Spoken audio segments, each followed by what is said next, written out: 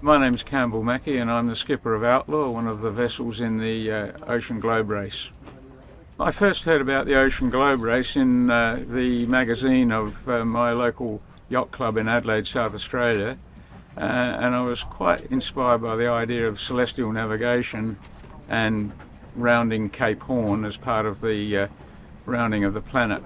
I'd recently done a course in celestial navigation, and so I started looking into it to become a navigator.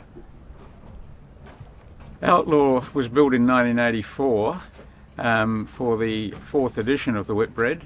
At that time she was called Equity in Law, and subsequently it was sold to some Americans, and we bought it from them in 2021, sight unseen. Because of COVID restrictions we weren't able to travel.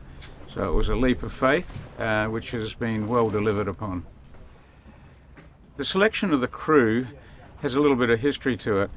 In 2015, I signed up to do Clip Around the World race. It was a round the world race via Panama, which is one of the reasons why going around Cape Horn in this race is quite attractive to me.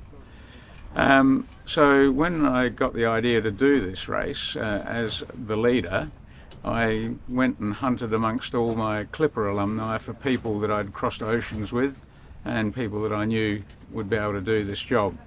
So that got about half the crew and got a critical mass, and then we just advertised on the web and lots of people applied, and eventually we made a selection.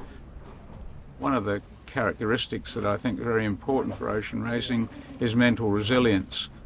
It's no good being a great sailor if 5 days out into a 6-week voyage you're not handling yourself very well. So I was looking for both, and there's a balance in the selections.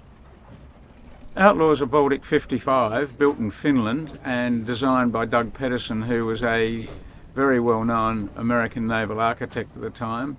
In those days the boats were designed to a rule called the IOR rule, which is now defunct, and so there's some particulars about the boat.